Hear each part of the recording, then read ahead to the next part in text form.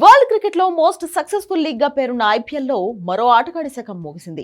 League లోనే most successful spinner గా గుర్తింపు పొందిన రవిచంద్రన్ అశ్విన్ ఐపీఎల్ కు రిటైర్మెంట్ ప్రకటించాడు. తన 16 ఏళ్ల సుదీర్ఘ ఐపీఎల్ కెరియర్ కు అశ్విన్ ముగింపు పలికాడు.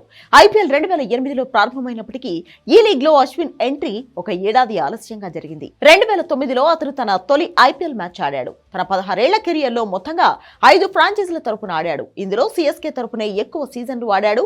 2010-2011 సీజన్లలో సిఎస్కే టైటిల్ సాధించడంలో తన వంతు పాత్ర పోషించాడు. 2008లో అశ్విన్ ను 12 లక్షలకు సిఎస్కే కొనుగోలు చేయగా 3 సీజన్ల పాటు అతను అదే ధరతో జట్టులో కొనసాగాడు. అసాధారణ ప్రదర్శన కనబరచడంతో అతని ధర అమాంతం పెరిగింది.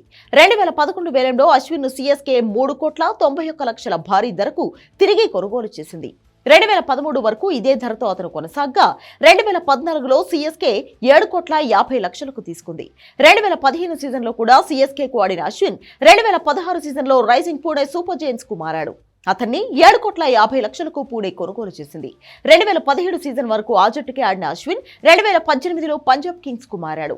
7,60,00,000కు ఆ జట్టు కొనుగోలు చేసింది. 2019 వరకు పంజాబ్ కు ఆడిన అశ్విన్ 2020లో ఢిల్లీ క్యాపిటల్స్ కు అదే ధరకు వెళ్లాడు. ఐపీఎల్ 2022 మెగా వేలంలో అశ్విన్ ను 5 కోట్లకు రాజస్థాన్ రాయల్స్ కొనసాగించింది. 2024 వరకు ఆ జట్టుకే ఆడిన అశ్విన్ గతేడాది తిరిగి సొంత కూటికి చేరాడు. చెన్నై సూపర్ కింగ్స్ అతన్ని ఏకంగా 9,75,00,000 భారీ ధరకు కొనుగోలు చేసింది. ఐపీఎల్ కెరియర్ లో అశ్విన్ ఇదే రికార్డ్ ధర. కానీ అతను ఆశించిన రీతిలో రాణించలేకపోయాడు. 2026 ఐపీఎల్ వేలానికి ముందు ట్రేడ్ విండో ద్వారా అతను తిరిగి రాజస్థాన్ రాయల్స్ కు వస్తాడని వార్తలు వస్తున్న క్రమంలో అశ్విన్ రిటైర్మెంట్ నిర్ణయం చాలా మందిని ఆశ్చర్యపరుస్తోంది.